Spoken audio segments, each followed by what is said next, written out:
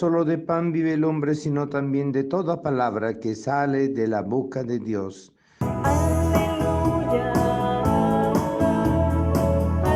aleluya, aleluya.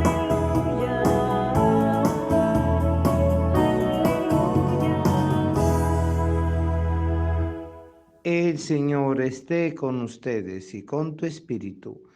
Lectura del Santo Evangelio según San Marco. Gloria a ti, Señor.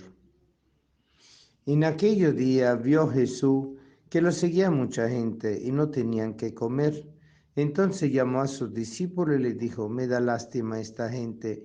Ya llevo 3 días conmigo y no tienen que comer. Si le mando a su casa en ayunas, se van a desmayar en el camino. Además, algunos han venido de lejos. Sus discípulos le respondieron: ¿y dónde se puede conseguir pan aquí en el despoblado para que coma tanta gente? Él le preguntó: ¿cuántos panes tienen? Ellos le contestaron: 7. Jesús mandó a la gente que se sentara en el suelo, tomó los 7 panes, pronunció la acción de gracia, los partió y se los fue dando a sus discípulos para que los distribuyeran. Y ellos lo fueron distribuyendo entre la gente. Tenían además unos cuantos pescados. Jesús los bendijo también y mandó que los distribuyeran. La gente comió hasta quedar satisfecha. Y todavía se recogieron 7 canastos de sobras. Eran unos 4,000. Jesús los despidió y luego se embarcó con sus discípulos y llegó a la región del Dalmanuta. Palabra del Señor. Gloria a ti, Señor Jesús. Hoy el Evangelio toca la multiplicación de los panes y es indicativo que no es la primera vez que lo realiza. En el Evangelio de Marcos, también en el capítulo 7, se narra la multiplicación de los panes en Galilea. Esta vez acontece fuera de Galilea, en Palestina. Y ahí es donde vemos el gran significado de esta acción doble de la multiplicación de los panes en atención y por compasión del Señor, que mira a la gente que lo seguía y que no tienen que comer. Y es interesante esa cifra de los 3 días que implica justamente el misterio de la pasión, muerte y resurrección. Claro, son indicaciones del mismo texto evangélico que preanuncian el camino de la salvación en el misterio pascual de nuestro Señor Jesucristo.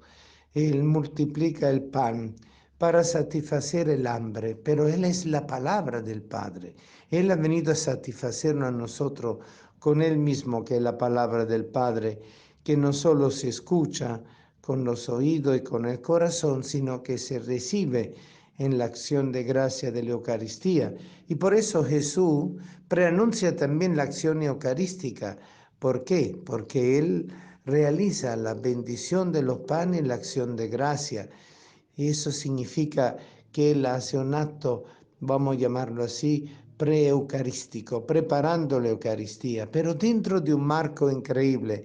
Tanto la primera vez como la segunda vez, la multiplicación indica la predicación, la evangelización del pueblo judío en la primera vez y la segunda vez de todos los pueblos paganos, es decir, todos aquellos que también iban a recibir del pan eucarístico, el pan de la palabra, que viene a satisfacer no solamente el corazón, sino que viene a llenar nuestra vida. El otro símbolo de los pescados tiene un significado importante. Y todo esto acontece cerca del mar de Galilea. Es el ambiente propio donde Jesús desarrolla la multiplicación de los panes, la predicación, la evangelización. Y por eso podemos comprender también el significado profundo de la inculturación del Evangelio, desde la realización de la palabra y del misterio de la palabra, que se vuelve Eucaristía y comunión y evangelización, desde la realidad de las situaciones, del contexto de cada pueblo, de cada cultura. Estamos a la orilla del mar, son pescadores, lo que viven allí son aquellos que viven del pescado y todos los demás que le siguen probablemente son de aquellas zonas, aunque fueran de distintas partes. Quiere decir que el Evangelio llega como pan y llega como palabra encarnada, pero al mismo tiempo enculturada en la realidad del contexto y hecha viva por lo que es el ambiente mismo y la condición misma de cada persona, de cada pueblo. Es el significado profundo, eucarístico, comunional de la palabra y de lo que es el sacramento de la Eucaristía. En esta segunda multiplicación son 7 pescados, son 7 panes y varios pececillos. Los 7 panes siempre los estudiosos lo han querido comparar con el significado de la vida sacramental de la iglesia. Eso para nosotros tiene un valor fundamental. La vida sacramental de la iglesia no es solo para satisfacer nuestra hambre y sed de Dios, sino para que la plena realización de la palabra hecha carne con los signos sacramentales venga a transformar nuestra vida y la vida de los demás y se transforme en esa acción motora de cambio social, histórico, antropológico, cultural del mundo. El mundo tiene hambre de comunión, el mundo tiene hambre de participación, el mundo tiene hambre de misión. Y ahí donde comprendemos la gran tarea de los discípulos del Señor, que desde entonces hasta que Él vuelva, siempre tendrán que poner en acción la palabra, en la predicación, en la misión y en la acción de la obra social, donde el compartir, el ser solidario, el ayudarse uno a otro, no es solamente un acto social de ayuda mutua, sino profundamente el compartir la palabra. Nosotros sabemos que cada vez que compartimos la palabra estamos realizando Eucaristía. Nosotros sabemos que cada vez que celebramos el sacramento de la Eucaristía estamos viviendo la plenitud de la presencia de Cristo vivo. Por eso se necesita, queridos hermanos, que también nosotros nos volvamos multiplicadores de la palabra, viviéndola y transmitiéndola, multiplicadores de la Eucaristía, viviéndola y transmitiéndola, multiplicadores de la comunión que nos lleva a la participación de todos en la salvación no solo personal, sino también de los demás, y al mismo tiempo motivando la misión de la iglesia en el mundo. La iglesia no tiene un fin en sí mismo.